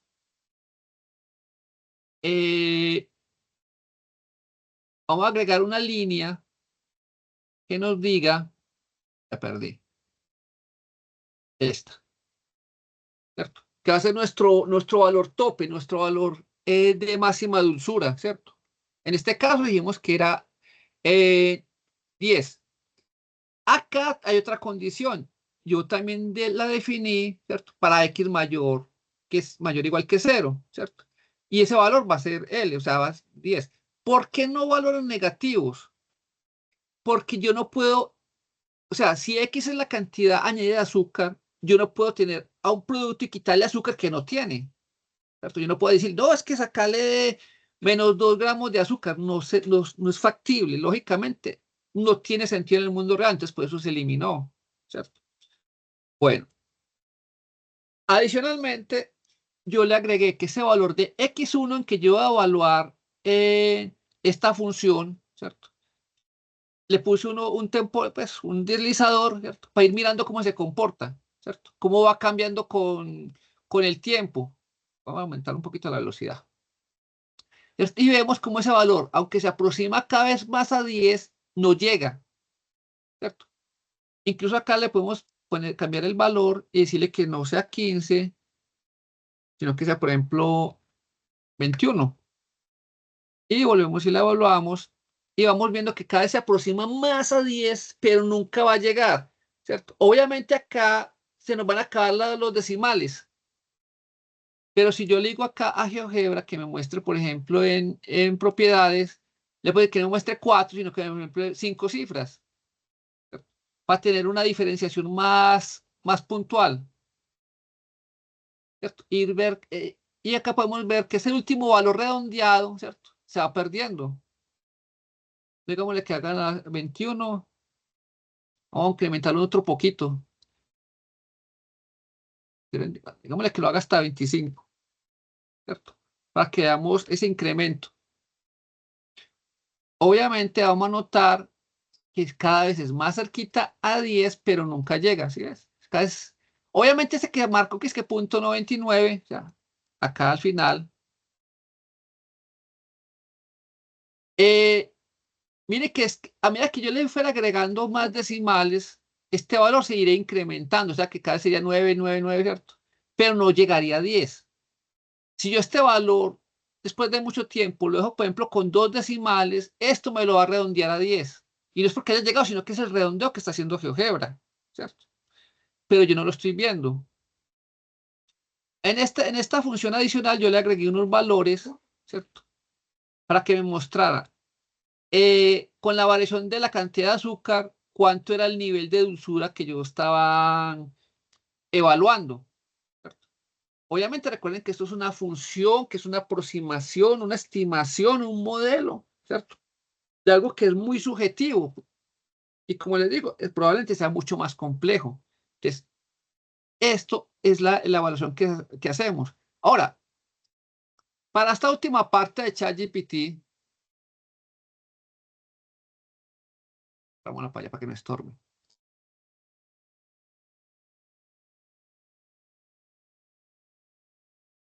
ChatGPT tiene dos formas de trabajar. Una es sin estar logueado, ¿cierto?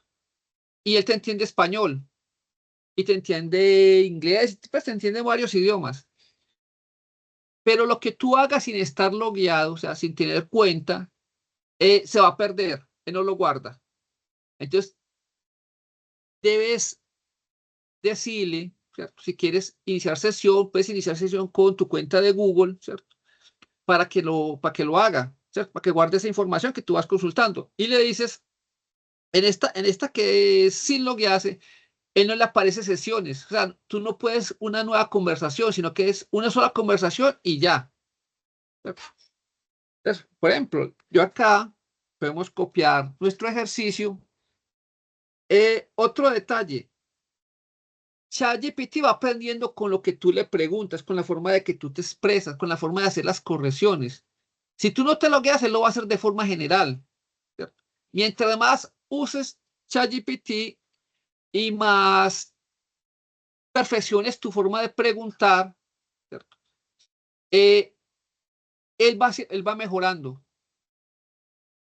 ChatGPT, digamos que inteligente no es, en el sentido de que no tiene un sentido común. ¿Qué sentido común? Son los usos y costumbres de una época y una región en determinado periodo de tiempo, ¿cierto? Eh, Obviamente, por ejemplo, en un pueblo de pescadores, lo normal es que todo el mundo sepa de pescados, de su preparación, de cómo se pesca, cómo son los anzuelos, ¿cierto? Pero si lleve a una montaña, lo más probable, o el interior de un país, lo más probable es que tierra adentro, ese conocimiento común no sea común para la gente del interior. Probablemente la gente del interior no tenga tanto acceso al pescado o no sepan cómo se prepara una red, cómo se prepara un barco, ¿cierto? Porque no hace parte de su cultura, de su conocimiento básico. Con ChatGPT pasa lo mismo. Él te contesta de acuerdo a un contexto, se le cale un contexto para que lo haga, ¿cierto? Entonces, en este contexto, ¿cuál es? Le voy a decir y voy a preguntarle exactamente lo que le preguntamos y vamos a ver si nos responde exactamente lo mismo, ¿cierto? Entonces le vamos a decir que cuando X tienda a -2 por la izquierda, ¿cierto? Tienda, y voy a ponerle los mismos valores, -2/3, 4, 3/2, cuando vale 3 por la izquierda y 3 por la derecha, que valga -7/2.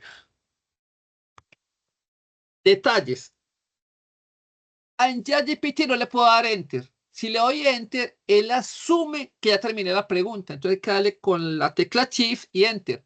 O le agregas una función como esta. Este Control Enter Sender es un plugin que se le adiciona, en este caso a Firefox. También se puede adicionar a Chrome. ¿Para qué? Para que cuando yo le dé enter, él no lo asuma como que terminé la pregunta, sino que me espere. Pero si no, hay que presionar Shift Enter, ¿cierto? Entonces vamos a decirle, ya. ¿Qué le vamos a preguntar? Exactamente lo mismo. Crea una función f de x tal que, de acá, crea una función f de x tal que, perdón, cuando x tienda a -2 por la izquierda, sea igual a -2/3. Mire que le estoy preguntando lo mismo, pero acá usé palabras. Acá usé las expresiones en látex, ¿cierto? LaTeX es un lenguaje demarcado, ¿cierto? Que permite crear documentos. Y la principal ventaja de LaTeX es que son textos que tienen estructura, ¿cierto? No es como Word que usted tiene que hacer todo visual, ¿cierto? Todo a mano. Que si usted cada vez que define un capítulo lo tiene que hacer a mano. En LaTeX usted le da un estilo y él te hace todos igualitos. Te deja todos los márgenes iguales, toda la numeración, ¿cierto?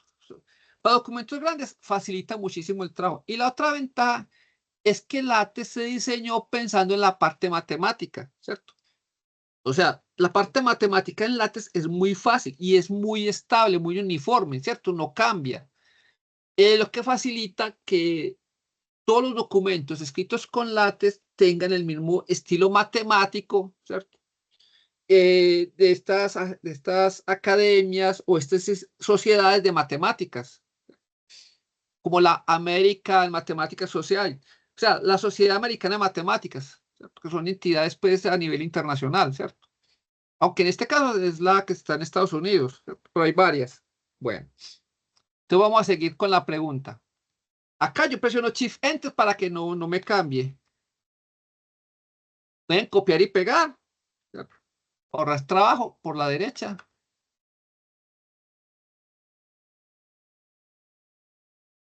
Y sea igual a 4. Acá le ponemos este espaciecito para que no quede tan pegado.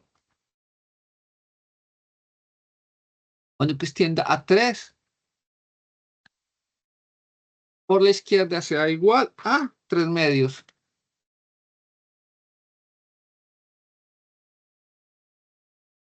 Y cuando x tienda a 3,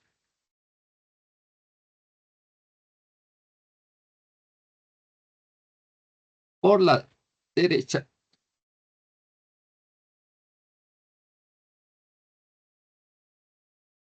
da igual a menos 7 medios.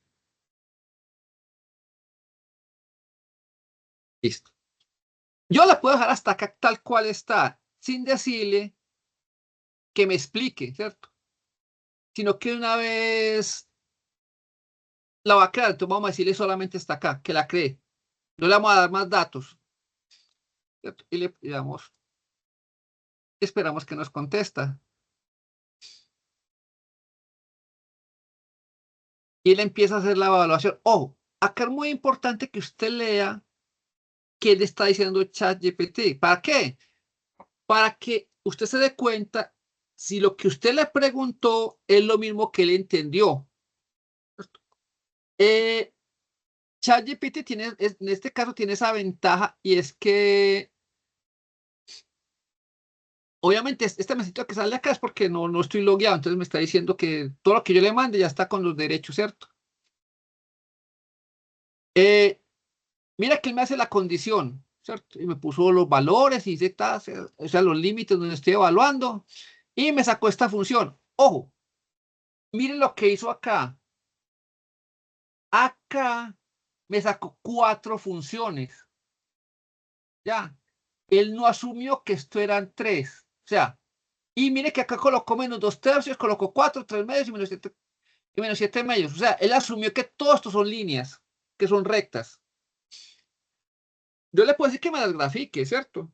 Y vamos a ver cómo las grafica. Obviamente, esto de acá tiene algo raro. Vamos a mirarlo. Entonces le voy a decir, el F1 de X igual a menos 2/3, ¿cierto? Una línea recta. Acá le voy a hacer una pequeña modificación para que sea más claro la parte del color, ¿cierto? La voy a poner más clarita para que se vea mejor,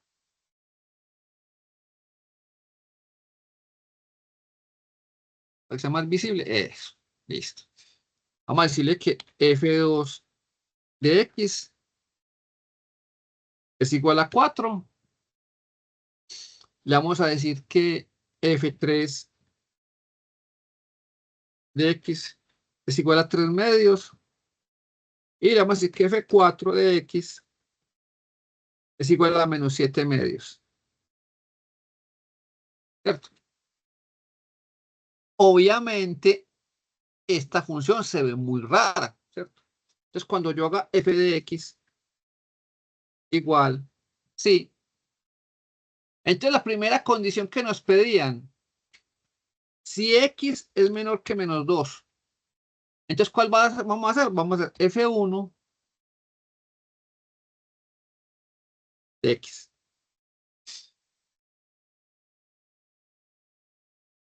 Acá yo puedo eliminar estas para que nos vaya mostrando fx, ¿cierto? Y llegó hasta acá. Listo. Esta primera, pues, la vemos y no tiene problema. Obviamente, es una línea recta, es la forma más fácil de hacerlo, ¿cierto? Ahora, si no, le vamos a decir, si x es mayor que menos 2, ¿cierto? Y nos podemos fijar acá en la pregunta que él hace, ¿cierto? Pero mire que él acá nos colocó si X tiende. Él no está diciendo que si X mayor o menor, estás evaluando puntos, ¿cierto? Pero no dice esto de qué función es.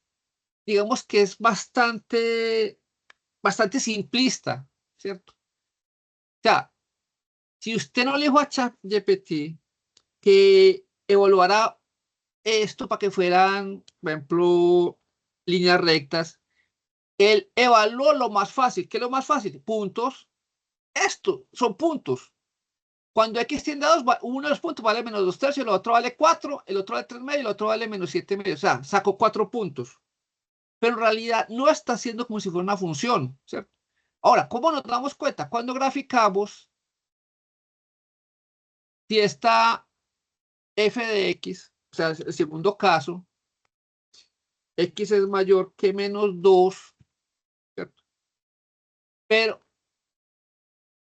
vámonos así, mayor que menos 2 y menor que 3, ¿cierto? Sería lo que yo estaría pensando. Y le diría que es f2,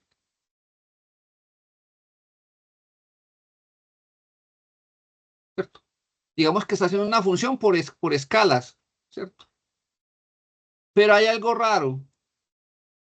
Resulta que este valor, ¿cierto? También estaría dentro de ese rango. Entonces, vamos a decirle que lo haga así. Y vamos a ver si es capaz de hacerlo, que es la otra condición.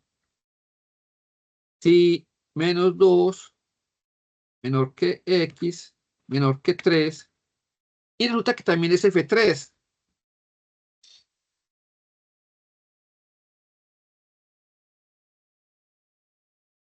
¿Qué pasó? ¿Dónde está esta función? Esta función se supone que es esta. No la hizo. ¿Por qué? Porque es que GeoGebra, a pesar de que esto pueden ser funciones, por ejemplo, funciones escalones, ¿cierto? Y con discontinuidad acá, yo no puedo tener dos valores en Y para los mismos valores en X. Eso ya no sería una función.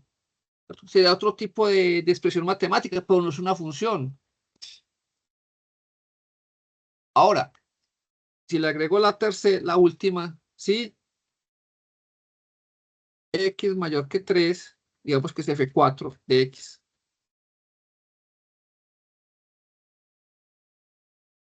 ¿Qué pasó? Desde la segunda ya se perdió.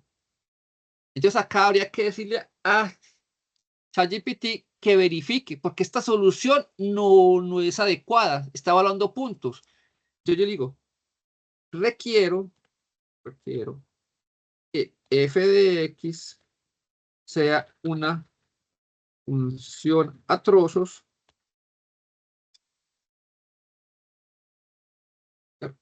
Eh, ¿Qué más le puedo agregar? ¿Cierto? Que esté compuesta por las funciones f1,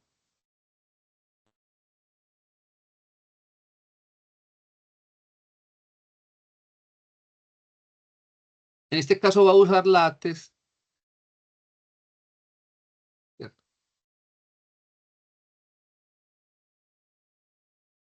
Para que me comprenda exactamente qué es lo que quiero hacer. Este guión está diciendo que es un subíndice, o sea, que son F1 y F2, ¿cierto? Y F3. ¿Qué otra condición debe tener? Que F2 de X evaluado en menos 2 y 3 debe tener los valores de 4 y 3 medios, respectivamente.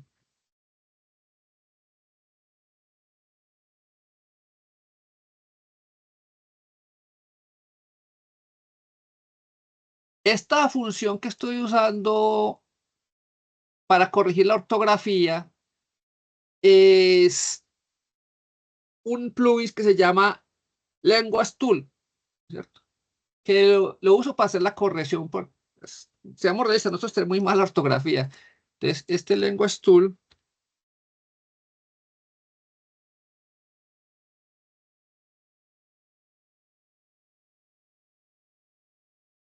es un plugin gratis que se le agrega a los navegadores para corregir la ortografía, ¿cierto? Y trae muchos idiomas, ¿cierto? Entonces, él tiene para corregir la ortografía bastante bien, ¿cierto? Porque resulta que estos inteligencias artificiales también se fijan en la ortografía. A veces la entienden y saben que uno escribe mal y la corrigen, pero otras veces se pueden llegar a perder, ¿cierto? Porque no comprenden qué es lo que les queremos decir. Entonces es bueno hacer estas correcciones. Ahora, vuelvo y le pregunté y vamos a decirle que nos contesta, ¿cierto? Vamos a ver qué nos contesta. Recuerde, él siempre evalúa, ¿cierto? Siempre nos retorna lo que nosotros le preguntamos. Es la forma que nosotros tenemos de realimentación y verificar que esos valores sí sean correctos. Y nos está diciendo ya, f de 2 evaluado en menos 2 tiene que valer 4. Y f de 2 evaluado en 3 tiene que valer 3 medios, ¿cierto? Y nos vuelve a preguntar y nos vuelve a sacar, ¿cierto? Desde acá nos dice, para la primera es entre menos infinito y menos 2. F2 debe ser entre menos 2 y 3, ¿cierto? Y que cumpla estas condiciones. Y volvemos a la misma operación. Entonces, F1X que sea menos 2 tercios. Pues lo más fácil, que sea 2 tercios, ¿cierto? Y luego evalúa con los puntos de menos 2 y 4 y 3 y 3 medios, ¿cierto? ¿Y qué es lo que está haciendo? Nos va a sacar una línea recta, ¿cierto? O sea, mira que ya está calculando la pendiente. Esta sería la ecuación de recta, de pues, punto pendiente, ¿cierto? X1 sería uno de los valores, sea en menos 2 o sea en menos 3, y los evalúa. Él evalúa la pendiente, mire que está cogiendo los puntos que nosotros le dijimos, luego nos va a sacar esa función, ¿cierto? Y luego nos graficó. Miren, acá hizo lo más fácil, nos puso una recta, estaba bien. Pero acá ya nos dijo que era una línea recta que era menos un medio de x más 3. Entonces, estos valores yo los puedo reemplazar en GeoGebra y vamos a ver si nos da, ¿cierto? Entre menos 2 y 3, esta F4 desaparece, ¿cierto? Que ya no la necesitamos. Listo. Obviamente, GeoGebra, cuando uno borra valores, ahí mismo se desaparece todo, los que dependan de ese valor. Vamos a decir, sí, x menor que menos 2 es F1 de x. No tuvo problema. F2 ya no es 4, sino que es menos un medio de x más 3. Listo. Ahora, le decimos sí, menos 2 menor que x menor que 3 es F2 de x. ¿Cierto? Mire que ya nos está graficando. Y le podemos agregar la tercera. Si x es mayor que 3. Dijimos que es F3 de x. Listo. En este caso, venga, acá tengo un error. Es que este no es menos 3 medios, sino que es menos 7 medios. Listo. Acá dice la corrección. Y como vemos, esta vez lo hizo correcto, ¿cierto? Esta vez no nos puso puntos, sino que esta vez nos definió las tres funciones con los intervalos. Yo puedo tener x1 igual menos 2, x2 igual 3, ¿cierto? Digo que x es igual a x1, x es es igual a X2, ¿cierto? Yo voy a decir que esto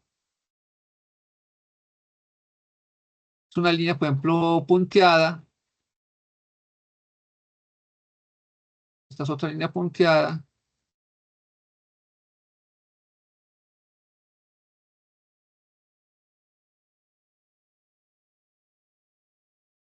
Le puedo decir que, no, que sea el valor y que esta sea el valor. Listo. Aunque esto no lo piden en la gráfica, es muy bueno realizar. ¿Cuáles son los puntos? Por acá, yo ponerle que era así. Listo. ¿Cierto? Para saber dónde están esos valores. Entonces, esta se puede evaluar en 2, ¿cierto? F1 cuando tiende por la derecha. O sea, vamos de izquierda hacia la derecha, ¿cierto? F2 se evaluaría por la izquierda y se evaluaría por la derecha. Y para F3 se evaluaría solamente por la derecha, ¿cierto? Le puedo sacar los puntos, que estos los puedo evaluar, ¿cierto? Como tengo F1, F2 y F3, los puedo evaluar directamente. Yo decir que, por ejemplo, K1 es igual a F1 de menos 2, K2 a F2 de menos 2, K3 es igual a F2 evaluado en 3. Le puede haber dicho que 3 o le puede haber dicho que X2, ¿cierto? ¿Cuál es la ventaja de usar variables? Que si yo modifico sus valores, automáticamente se van a actualizar en GeoGebra. Y solo tendría que haber hecho el cambio acá. Y lo mismo para estos valores de acá dentro del sí, ¿cierto? Si yo le pongo acá X1, mira que él automáticamente los asume, vea, y están correctos, ¿cierto? Los hizo bien. Lo mismo acá en esta otra parte, le puedo haber dicho que X1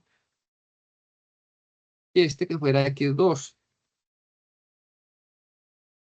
Y este mayor que X2. La ventaja de usar variables directamente en GeoGebra, pues reemplazando los valores exactos, es que cuando yo modifique X1 o X2, todo se me va a modificar. Por ejemplo, en este yo le hubiera puesto acá, perdón, acá, en este, era X1. X2 y me falta Q4. Yo decir que Q4 es igual a F3 evaluado en X2. Listo. Ahora solo tendría que determinar los puntos y graficarlos, ¿cierto? Muchas veces en estos problemas, ¿cierto?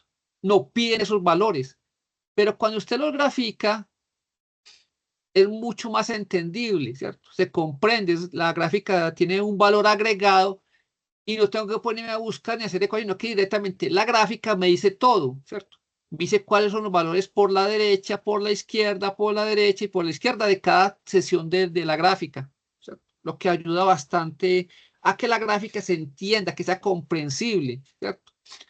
Y tiene una ventaja adicional.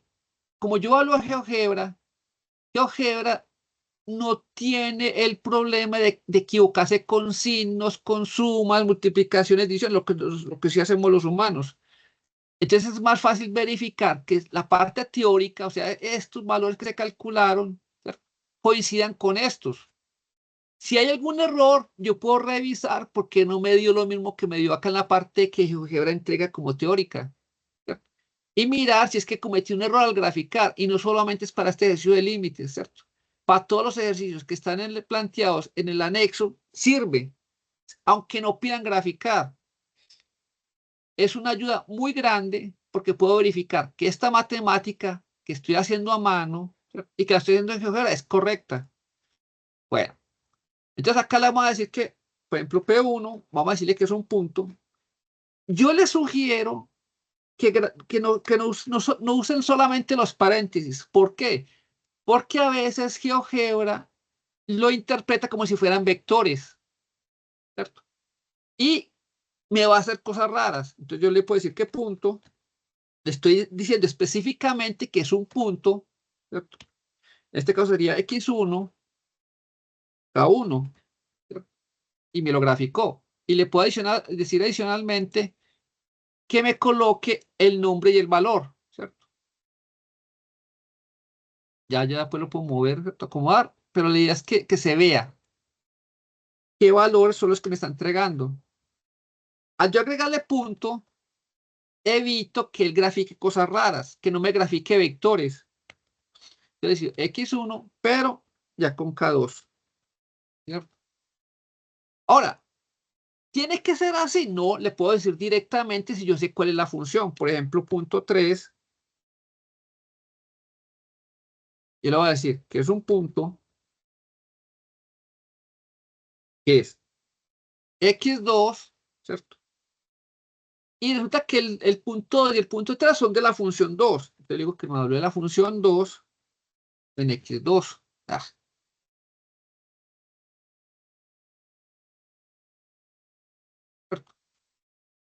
me ahorré un paso. Sí, me lo ahorré. Y lo estoy viendo acá. Y puedo decirle que me muestre nombre y valor. Y digámosle que nombre y valor. Listo. ¿Cuál es la única diferencia? Que acá escribí F2 de X2. Pude haber escrito K3 y voy a tener el mismo resultado, ¿cierto? Y hagamos el último punto.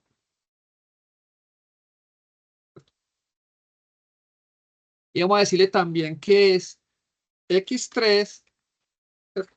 Y que es F3 de X2. Ah, perdón, acá no era X3, era X2. Listo. Ahora sí podemos borrar este valor, que esto no lo necesitamos. Listo. Y ya tengo todos los puntos evaluados, ¿cierto?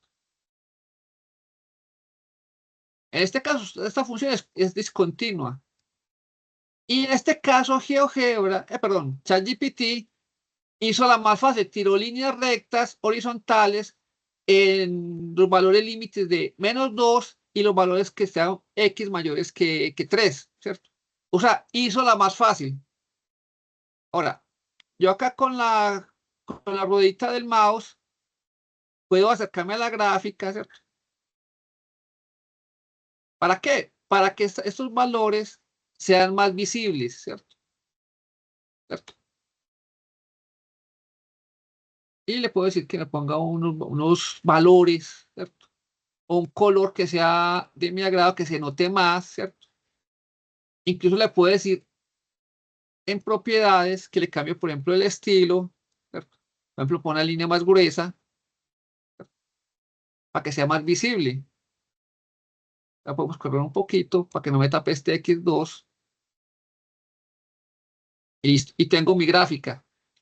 Eh, Le pueden tomar un pantallazo o pueden usar algunos de los plugins que están, por ejemplo, yo tengo plugins que capturan pantalla directamente el navegador, ¿cierto? Para no tener que ponerme a recortarle toda esta parte, nada, sino que me la muestra así ya lista, ¿cierto?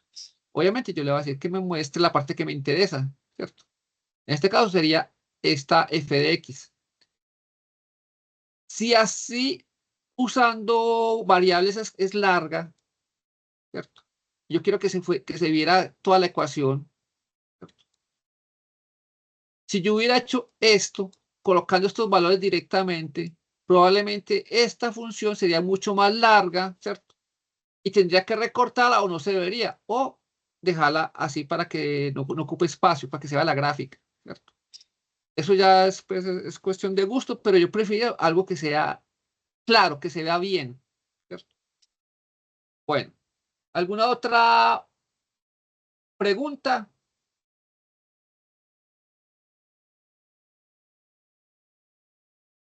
Como les digo, si ustedes usan ChatGPT, ¿cierto?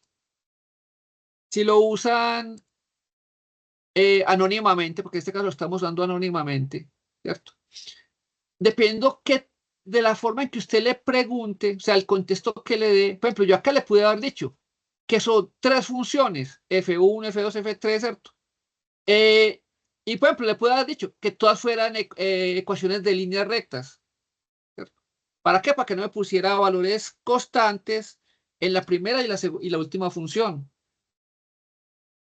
Bueno, ya se nos está acabando el tiempo. Preguntas, dudas, inquietudes.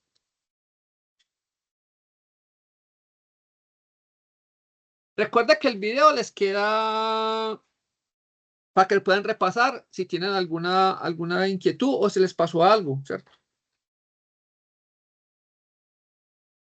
Entonces, señores estudiantes, cuéntenme, ¿qué otra pregunta tienen? No, señor, no hay más preguntas por ahora. Bueno, o sea, entonces, por el día de hoy demos por terminada la webconferencia, ¿cierto? Voy a parar la grabación. Listo. Y les deseo muy feliz